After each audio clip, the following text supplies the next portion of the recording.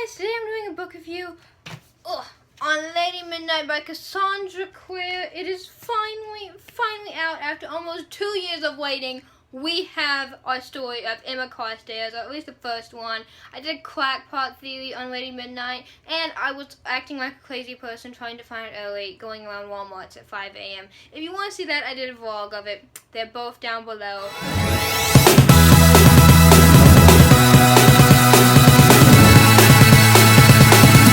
This book is ginormous. It was about 700 pages. That being said, in this book, there was 5,000 things that happened. There was 5,000 characters. I couldn't keep track of everybody because there's like 8 bajillion Blackthorn children, and then on top of that, they all have nicknames, and then on top of that, they have their actual names. So sometimes I'd be reading it and I'd be like, Tiberius died. It's just.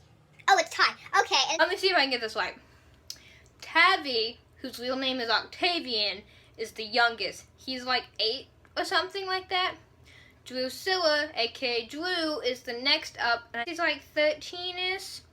Then there's the twins, Livy and Tivy. Tivy's real name is Tiberius. I don't know what Livy's real name is. They're about 15-ish, I think.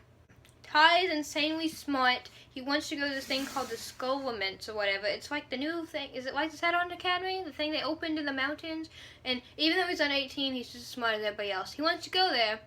And Livy wants to be parabatized with him, but he keeps refusing. I want them to be parabatized. The more parabatized, the better, in my opinion. And be good, because they're siblings and they can't fall in love like Julie and Nimmer. Next up is Mike. Helen, who was 18 in the Wonder Simmons, is now like 21 or 22 in this series. Okay, we never see Helen. I really wanted to see Helen because I thought maybe they're going to like live to exile. They're not. Okay, I want to see her again. Mike is back. See, we know she's gonna die to see her brother. You know that. And there's Mike, and he's the oldest. Don't know how old he is in this one. I'd say in his like young 20s. Is that all the Blackthorns? Have I covered everybody? We didn't get to see Tessa and Tim or the Mortal Instruments characters as much as I wanted. I figured though, because it's the only first book, so I figured we're going to have them all in the big grand finale. There were some flashbacks referencing them after the Dark War, and then some other flashbacks referencing the Mortal Instruments characters. They were so good. Okay, and I don't even know if I'm going to get everything chronological order right, because there was so many things that happened. So we start off, and Emma is with her then current boyfriend, Cameron, I don't remember his last name, at some market where it's not really that smart of an idea to be a settlement there, but one thing I love about Emma is she's different from Tessa and from Quayle, because she's not like either of them. She doesn't need somebody to come with her to do something. She is kick-ass. My God. I might have replaced Tessa as my favorite female character Cassandra Clare has ever written. Lead character. Emma is not a dumbass. She can think something through. She has a plan. She can kick ass. She's perfect. She's everything about it is so perfect. This guy named Johnny Look, and this is told from his son's point of view, Kit. Oh my God. I wasn't suspecting anything about Kit. I was just like, this is annoying. Can we skip this? Let's get back to freaking Kit here. And Johnny tells Emma he's heard word of bodies appearing with marks on them. The same weird marks that her parents had when they found him on the beach dead 5 years ago. Cold peace has been established. I'm going to say the cold peace is a little problematic because it forbids anybody with contact of fairies. I don't know if like vampires and warlocks are forbidden to see them, but they don't stick around them because I think they have a stronger ally with Shadowhunters, and Shadowhunters are just forbidden to see them at all. Society has changed. So her and Christina are tracking down this guy. At this time, Julian is in England with his family. I freaking love Christina Rosella's. They were combined into one. She has the can calm down kind of, yeah. She can calm people down kind of, is always like I saw. Like Alec, he was never like kind of crazy. He kind of had a calming effect to him. And Isabel was super kick-ass, and Christina is a knife thrower. I absolutely love when females throw knives. Don't know why. It's my favorite weapon of any female to ever use, and that is, so good. It's so good. She references her heart being broken twice, once by a Jamie who was supposed to be her parabatai. Now it's too late for them to be parabatai though because they're over 18. She's 18 on her travel years, so she's not a permanent resident of the Institute. I would like you to stay. I really would. And Perfect Diego, we meet him later. They find this guy and they're running after him and he ends up getting away. But not before Emma falls on the dead body. That was grotesque. Thanks. They have to call the Silent Brothers in or whatnot. Diana, their tutor, shows up. And at first I thought, okay, she's like the strict one. The head of the Institute is Uncle Arthur, uncle of the Blackthorns. Never is ever around, and we found out because of his whole illness. Okay, how messed up are you, Crave, that you don't notice a 13-year-old is running the Institute? I'm sorry, but can you not, like, piece together that a 13-year-old would have a different vocabulary list than a 70-year-old uncle? The body has the same marks that Emma's parents did, so after 5 years, something is happening again. Okay, let's get this ball rolling. Julian gets back, and they're talking about the murder and whatnot, and Julian's like, oh yeah, blah, blah, blah, I'm gonna help you. And then we have the next part. 3 fairies come to the Shadow Watchers, and Uncle Arthur has to take this medicine beforehand. I was like, okay, what's this? These 3 fairies, Gwen, the leader, there's Kieran, there's some other guy, but they bring Mark in. I was like, I knew this was coming, I knew Mark would be here. Okay, Mark is a little off the deep end. The fairies make a bargain with the Blackthorns that if they solve this murderer and all of that, give him the body, they'll give him Mark. They agreed to it because I was like, you have to keep Mark. But they give Mark the opportunity to give a choice. After 3 weeks, he's allowed to stay or allowed to go back with the fairies. It's up to him. I knew he was going to stay, but sometimes, man, sometimes I'd even doubt that. And there's this amazing scene when Emma and Julian go to Malcolm Fade. I sort of suspected him because he was our Professor Quill. Professor Quill. Okay, he's awkward and uncomfortable or whatnot, and he like falls over or whatever. And thinking about it back now, he was supposedly born in the 1850s, so a little before the info devices. And if you were that old, why are you unsophisticated as a warlock? I sort of suspected something, damn it. And Malcolm's like, oh yeah, I can try to translate this, it'll take a couple days. Where there's suddenly this portal, and Magnus walks in. I just seeing any of the Mortal Instruments characters, I was just like, yes, my babies, I missed you. And he's heading to meet Alec, and he's like, Alec doesn't like to be kept waiting. They did mention briefly that Alec and Magnus had not gotten married yet. I haven't read this out on Academy, but somebody tweeted me saying that Magnus had eventually said to Alec that he would one day marry. Because on the plan says he's going to write a Malik wedding. And like Malcolm says it's a dark spell, and Magnus agrees. Talk about converge lines, where lines of dark magic converge. And I was like, okay, I'm so confused because I've never had this reference before. And they're looking at this map, and there's this right by the Institute where this cave is, there's these convergent lines, and Mark ends up looking at the map. He's like, that's wrong. Your map is wrong. And I don't know if knowing the map was wrong, why didn't I suspect Malcolm? Because even if it was the Institute map or whatever, Malcolm should have been able to say where the convergent line was. Mike and Emma go down to the cave, and that sits well with Julian. And they go in, and they're investigating, and there's this amazing scene where they go down into it, and they fall into it or whatever. And Emma finds this wallet of this Ava person. She's like, I gotta go check this out. A couple seconds later, they continue on, and they run into these mantins/grasshopper demons, and there's tons and tons of them. And I'm like, why are demons living near an institute? This ain't right. And Mike and Emma are fighting, and can I say, Emma with her Cortana blade is the most amazing thing to ever happen, ever. Mike can still fight, like, he can still kick ass, even if he has different training from a Shadow Hunter. Ain't gonna want to mess with Mike. And Emma pulls this scene where she jumps off this, like, whale, and she's falling like 20-30 feet, and she can take insanely high jumps because she trained herself to do so. And she has Cortana, and she's flinging it in a helicopter move while stabbing him, like stabbing the heart, cut off the head, stabbing the heart, cut off the head, and she's moving it around, and there's like 6 of them dead by the time she gets to the ground. At a whole scene, I was like, holy shit, man, don't mess with Emma freaking Carstairs. It was amazing and beautiful. It might have been one of my favorite fight scenes I've ever read about. Julian and Christina end up coming to save them, but Julian didn't actually know she was in danger. It was like some gut instinct. I was like, okay. And we're finally seeing what happens when Parabatai fall in love.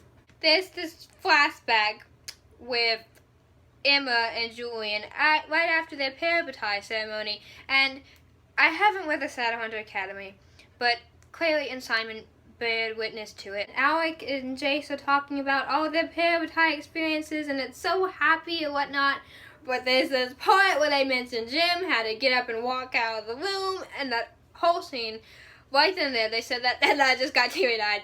That was really the only part I really got teary-eyed on was Jim and all the Infernal Devices references. Okay, there's flashbacks between Mike while he's on the hunt. They explain Kieran and Mike. There's flashbacks that Julian has when he had to kill his father. And oh my god, that scene right after when Ty was like, I hate you, I hate you, I hate you, because their father was in a dark end. I was just, oh, the heavy weight these characters bear. This series is a lot more darker than I'd say the Mortal Instruments. The Mortal Instruments got dark right afterwards, but this one already starting off screwed. So I'm really curious to see how this one ends. Julian and Emma go to investigate Ava's house. Julian gets shot with this poisonous arrow, and he pulls it out, never put on an arrow, and he's dying and bleeding to death in the back of the car, and Emma keeps drawing an Annalyse or Healing Rune, however the F you say it, and not working, and she finally tries again, and it finally works. I'm relieved. I'm like, okay, Mark's fine. She was just unsteady all the other times. It's fine. Go to this diner, and Mark orders this, like, plate of strawberries, and he goes and he tries to flirt with these girls because he can prove he acts normal, because Mark is refusing any glamour ruins, because I found out Ava is part of this society called the Lottery that they have to go to. There's this scene where Ty is like, you don't want to date him? He's like, he has some disease, and Mark's like, there's no such thing as a disease in Fairyland. I just was laughing this whole entire time because I'm like, you're making yourself seem real normal for these girls. I loved Mike. I wanted to read through the pages and hug him because he's clearly not okay. Right after he was introduced to this, I was just like, oh my god, you were taken away from your family. He's suffering from bad PTSD. And there's this one scene where him and Julian are at it because he doesn't want ruins on, and he takes his shirt off, and the fairies carved ruins on him with their knives. Oh my god, I was so just like, oh, poor Mike, please somebody love Mike Industry, he deserves no more pain, please. Mike and Christina are getting close, and I thought them were gonna be a thing. They weren't. I was starting to sip Mike and Christina. I was like, oh yeah, this is gonna be good. This is good. As they're riding back on their bike, Christina walks in and she turns around and Kieran is there, and him and Mike are in a heavy makeout scene. And I was like, okay, let's sip them. And I was just like, sip, sip, sip. I have no idea where these sips are gonna end up. This is not a love triangle. This is like, this is a blob of love stuff. They go to the lottery. There's this guy named Sterling, and he gets picked, and they keep trying to follow him. He ain't having it. As they're chasing him, Christina nails this one guy in his crossbow. Perfect Diego is who they call him. Whom how Saul is called is Perfect Diego. Now I love Christina endlessly. Christina was supposed to be Parabatai with Perfect Diego's brother, Jamie, and she was supposed to marry Diego, and she had loved them both except for one drunken night. Jamie said that he was like, oh, I have the worst of the ends. You only get to marry her, you can leave her. I have to be a Parabatai, and that's for life. And that whole scene, I was just like, oh, Christina, you made me love all of the characters. All of them, I swear.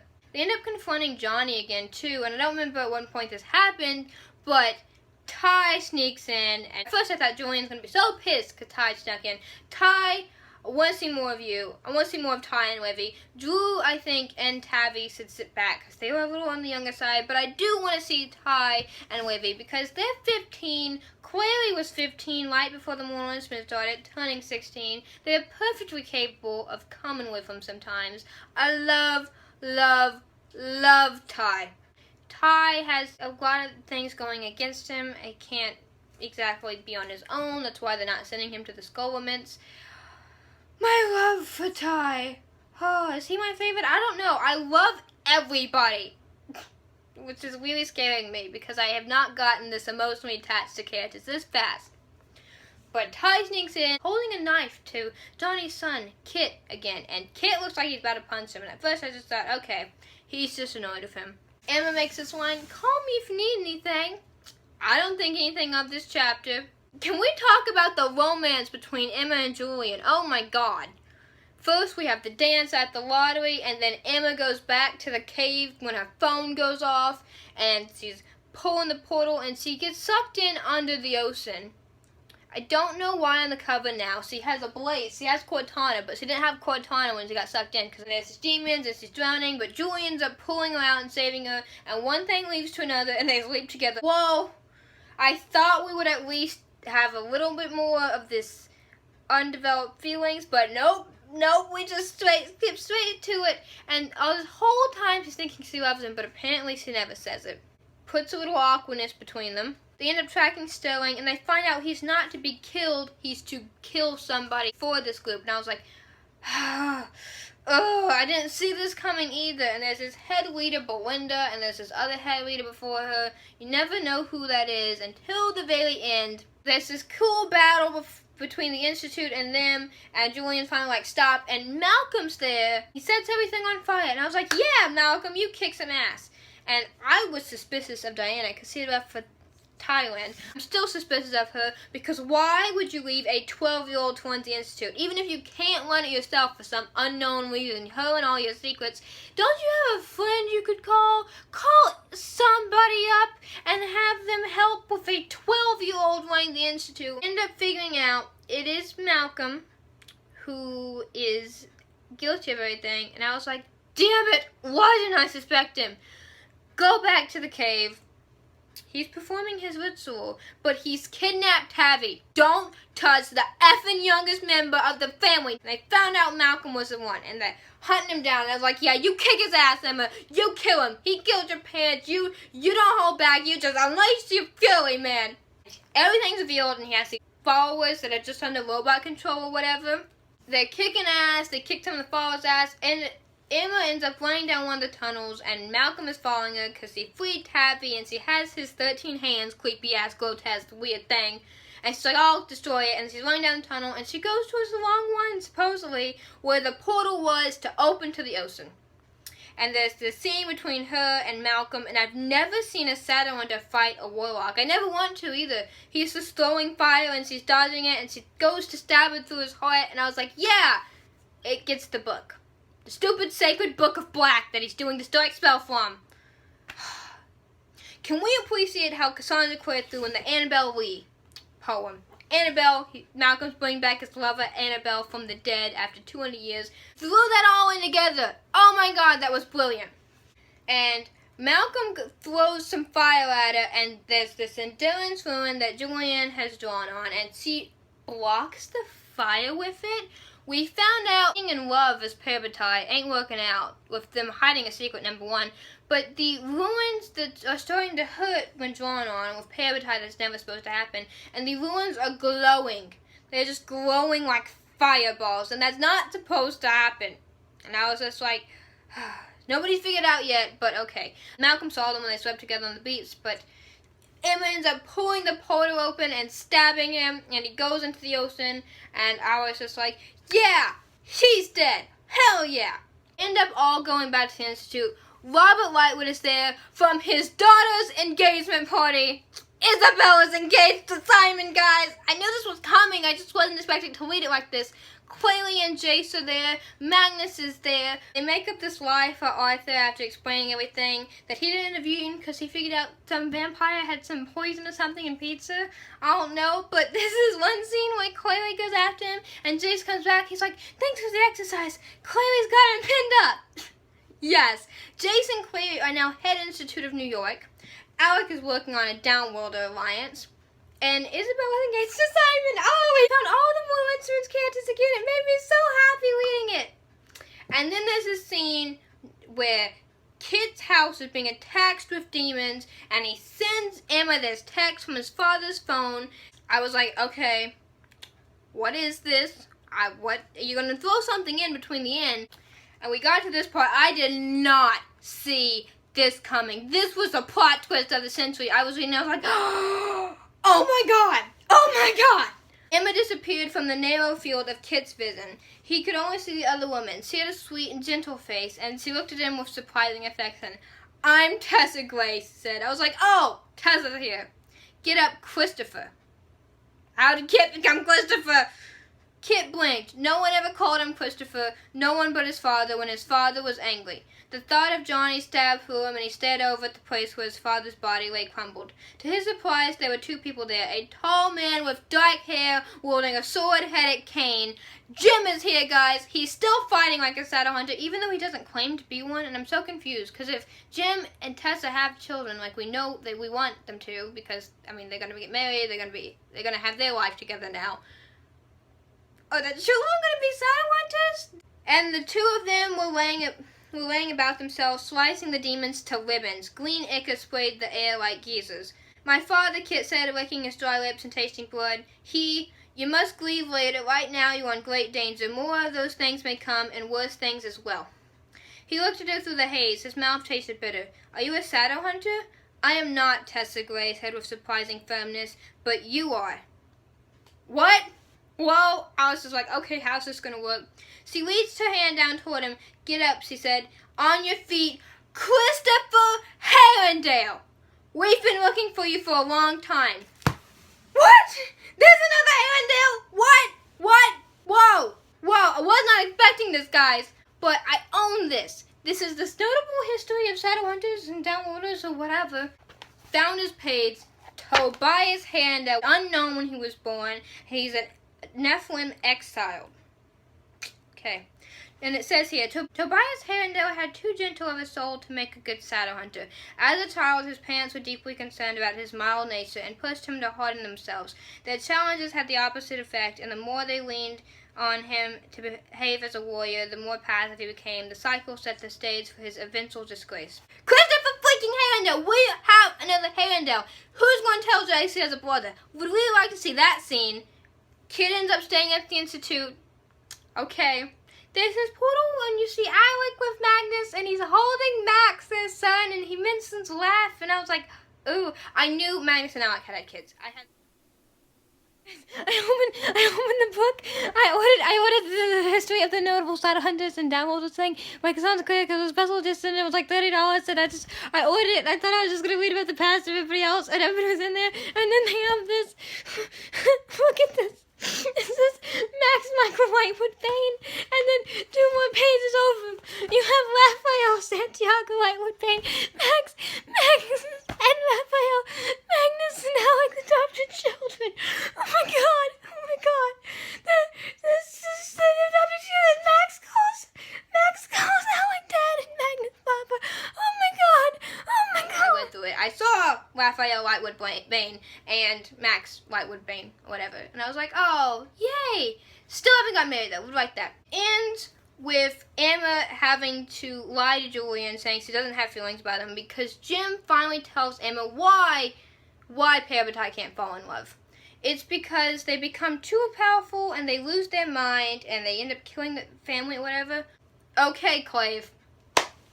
It actually makes sense. That's why they don't tell Parabatai that before they bond, because they don't want people to strive for power. This all makes sense. I'm curious to see, they're going to have to fall out in love with each other.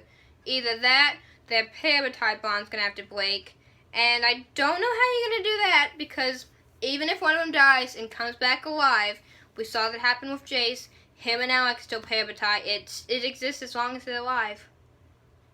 I don't think you can destroy the parabatai bond. The Clave might find out, and they could be exiled. If Emma is not a Shadow Hunter, my heart will shatter into 5,000,000,000 pieces. Julian too.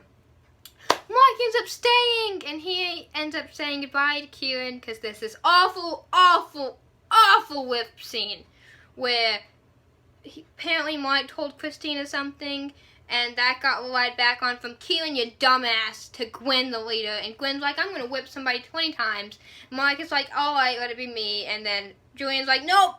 Hey, I'm volunteering as tribute for my brother. And I was like, I knew this was coming. I thought it would be Julian who got whipped. But he ends up passing out, and Emma can't watch it happen. So she gets whipped, and she's severely injured. Kieran, didn't you know this plan was not going to sit well? Even if you got Mike to come back and there was no whipping, that would not have sat well. Mike, I don't think he's going to forgive Kieran. He does say to Kieran, though, that if he ever really needs him, he will come back. I think we're going to see Kieran again, just from that one sense. Do you want Mark with Christina or with Kieran? I don't know. I like Christina and Diego. Ends with them in the hospital scene or whatever. Really cute. I like Christina and Diego. I like Mike and Kieran. I like Emma and Julian. Anybody else? I don't know. But still, where is this going to pan out for us? Because of the whipping, and Mike is so apologetic, he makes a promise to Emma that he will give her any favors he wants. And at the very end, she asks him to say that he's falling in love with her, to trick Julian. I was like, ugh! It's just like Will at the end of Clockwork Angel when he had to act mean to Tessa. Except for Emma, you're pushing it too far. I mean, I know why she's doing it. I agree that it's probably for the right reasons, because it would be great to not lose your mind and kill your whole family. Still, now I'm really sad. I need the second book now. And what's going to happen to Julian? And we finally had the last part called The Wrong Conversation. I don't know if you had it. I had it in my book. It was kind of exclusive content. Of Isabel's engagement party, and Simon ended up telling Quayle how he proposed. She was covered in blood after she killed a demon, because that wasn't when she looked romantically the best. And Magnus and Alec have adopted Max. Max is a warlock, and they just adopted Raphael, who's 5. And watching Magnus and Alec as parents just a whole time was like, they proposed to Quayle in this. I knew we were going to see the proposal, although Clary never gave me the answer. Because they had to get, I think that was right before they got called to Emma from the map sighting. It was Isabel's and their engagement party. They told us everything about the mortal instruments. The young 20s, Jason Clare, they had Institute. Alec is creating a Downworlder alliance. And him and Magnus have 2 kids. I couldn't get over that. One on Malik wedding. If you could throw one of those in, that'd be cool. I definitely wanted one of the books. Chloe said yes to Jace. Come on, guys. She said yes. I need the second book now. I need it now. I'm so frustrated. We're going to have it out in a year, guys. It's okay. We can live. We can live. Okay, how do you think this is going to pay out with characters? Because Emma and Julian are already feeling side effects of the parabatai bond love relationship happening. They got some sexy times in there a lot. And somebody told me in the Clockwork Theories comment, they're like, oh yeah, Cassie said this book is going to end, like, not as happy as the others did. I'm sorry, did you read the info devices? That was not a happy ending either. Also, there's this one paragraph on the epilogue, and I'm thinking this is where our plot for the second book comes, because other than that, everything ended well. On this one, we found Emma's murderer was Malcolm, she got justice and revenge. Everything seems to be okay, minus the Julian effect. But I think in the next one, the main issues are going to deal with is Julian and Emma, and this one. Epilogue, and this is Annabelle, one word. For years her coffin had been dry. Now seawater dripped in through the fine porous holes in the wood and whinstone, and with the seawater blood. It fell on parched bones and dry suin, and soaked her winding sound. It moistened her withered lips, and brought it with the magic of the ocean, and with the blood of the ones who had loved her, a stranger magic still. That in her tomb, surrounded by the sea, Annabelle's eyes opened. Okay, Malcolm successfully brought Annabelle back. Annabelle died before the end of Final Devices, I want to say. He'd fallen in love with the Shadowhunter. They buried her alive, and considering it came from Edgar Allan Poe, I've read his poems. I know how graphic he was. Annabelle is alive. Is she going to become this heinous demon person or something? Like, something tells me bringing back the dead. I didn't even know you could do that, but you can. This ain't gonna end well. I know we're gonna see Annabelle. I love this book. I loved it. Ugh. It's definitely gonna be on my favorites of 2016 list. Even though that's 9 months away, I can still tell you it'll be there. I'm Annalyse. Thank you for watching this insanely long book review. It was amazing. Cassandra Clare, you win plot twist family line of the year. You are a queen. We love you for this book. I'm so attached to these characters, and I'm scared because I never get this attached real fast. But I am, and I can't wait for the second book. And the other books, oh, Cassandra, queen, just write 50,000 Shadowhunters. We don't care. I'm Annalyse. Thank you for watching. I do Shadowhunter reviews like every single week, and I do shit tons of other reviews. So if you want to watch those, you can subscribe. Thank you for watching. Bye!